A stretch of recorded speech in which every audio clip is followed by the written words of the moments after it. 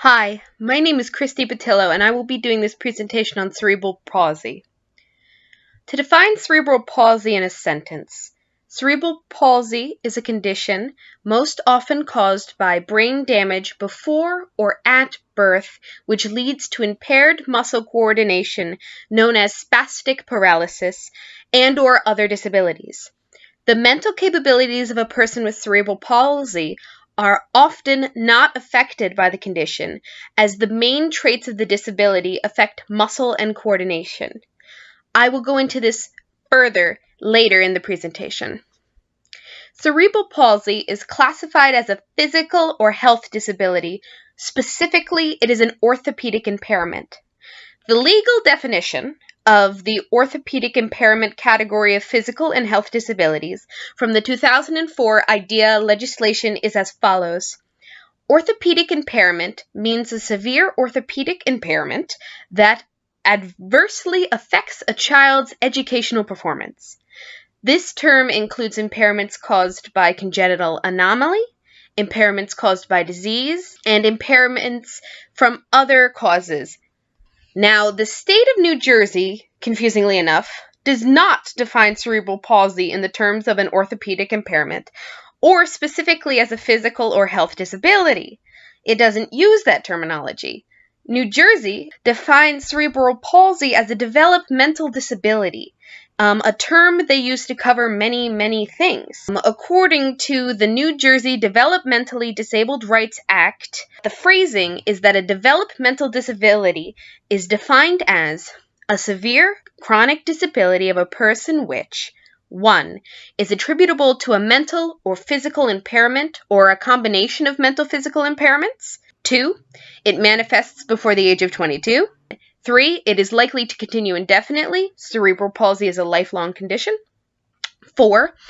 It results in substantial functional limitation in 3 or more of the following areas of major life activity. That is, self-care, receptive and expressive language, learning, mobility, self-direction, and capacity for independent living or economic self-sufficiency. 5. Reflects the need for a combination of and sequence of special interdisciplinary or generic care treatments or other services which are of lifelong or extended durations and are individually planned and coordinated. Developmental disability includes, but is not limited to, severe disabilities attributable to mental retardation, autism, cerebral palsy, epilepsy, spinal bifida, and other neurological impairments where the above criteria is met.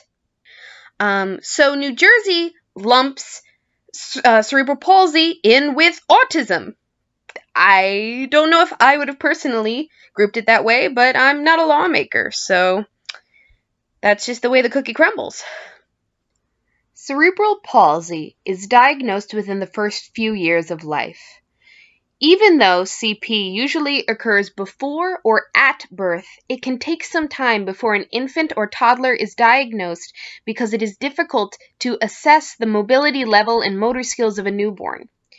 There is an article from Fun New Jersey magazine, which I found on funnewjersey.com, which alongside the New Jersey Cerebral Palsy Foundation, they made an amazingly detailed list of all of the symptoms that go along with the cerebral palsy condition.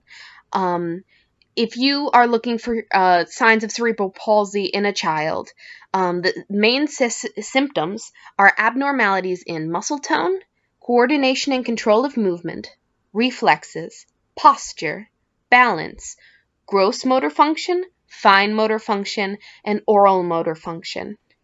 Cerebral palsy affects every person differently. These are the most common disabilities caused by cerebral palsy, but once again, each person affected has their own unique combination and severity of these symptoms. Many of these conditions can be positively affected by physical and speech therapy. Here comes some long lists and a lot of Latin that I'm about to butcher. Please bear with me. Muscle tone. 1. Hypotonia. This is when a child has less muscle tone or less muscle tension. Hands or feet or limbs appear relaxed or limp. Then there's hypertonia. It's the exact opposite. Hypertonia is increased muscle tone and increased muscle tension. It makes arms and legs appear rigid. Dystonia is when specific parts of the body fluctuate between hypertonia and hypotonia. Muscles fluctuate between increased and decreased level of muscle tone and tension.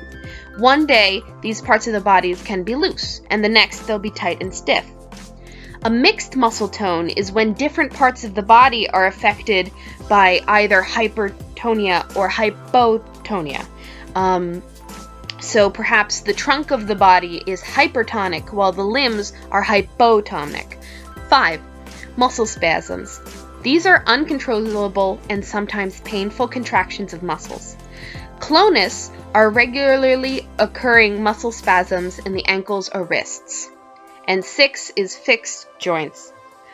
I'm not sure if I was keeping a numbered list the whole time. Either way, fixed joints are joints that are fused together and incapable of moving freely. Sometimes they're fixed like this because of hypertonia, when the muscles are completely rigid, or they may be fixed together due to birth abnormality. Next are differences in movement control and coordination.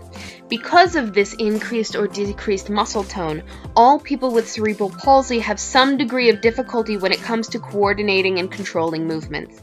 It's pretty much the main symptom of the condition. These mobility and motor skill symptoms include muscle spasms. Once again, we were just over it. These are the occasional and painful and always involuntary movements of the arms and legs caused by hypertonic attacks where the muscles flex and refuse to relax again for a period of time. This includes clonus, overflexed joints, and fixed joints. 2. Dyskinetic or atheroid movements. These two muscle issues are caused by fluctuating muscle tones. Remember dystonia, where the muscles flex and then go limp, and flexing and then go limp. We did it in the first one. And lead to involuntary and uncontrollable movements that can worsen if the person is stressed. Then there's ataxic movement, and so ataxic movement issues mean that a person can have trouble balancing or have problems with fine motor skills, such as grabbing a pencil or pen, picking up small objects, turning pages in a book, gently placing objects down, or tying knots. And then 5 is disturbances in gait, which is a list within a list. Hold on. A gait disturbance means that the child with CP has difficulty moving their leg muscles in such a way that walking isn't steady and isn't easy. These can be broken down into further subcategories, such as out-toeing, which means the toes face out, in-toeing, which means the toes face in, a spastic gait, which means that one leg drags when walking, a spastic or scissor gait, which means that due to the hips flexing slightly, a child's stance may appear crouched, or with their knees and thighs gliding past each other, much like scissor blades do. Then there's a propulsive gait, which is walking in a hunched over and stiff position with their head and neck bent forward. A steppage gait. In this instance, the toes drag while walking. Limping is a wavy stride that results from a child placing more weight on one side than the other. And then there's toe walking, which is when you walk on your toes. Tiptoe. We are getting we're getting through this. We're getting there. Then there's oral motor skill problems. Difficulty with oral motor skills means that a child cannot move their mouth in the same way as a child without cerebral palsy. Signs of a motor skill impairment include drooling, trouble chewing and or swallowing, trouble speaking and or articulating, and problems breathing. Such conditions include verbal apraxia, the inability to clearly articulate words due to weakened brain signals to the muscles in the mouth. Oral apraxia, and this is when a child has problems with non-speaking mouth motions, so things like licking your lips, puckering your lips, puffing out your cheeks, and moving your tongue. Then there's ataxic dysarthria, which is a slower, more erratic and inarticulate speech caused by low muscle and breathing coordination. Then there's flaccid dysarthria, which is a whiny or nasally speech caused by the vocal cords not opening and closing properly, so it's a problem with the vocal cord muscles themselves. Then there's spastic dysarthria, which is strenuous and slow speech where the person affected typically has trouble with consonants.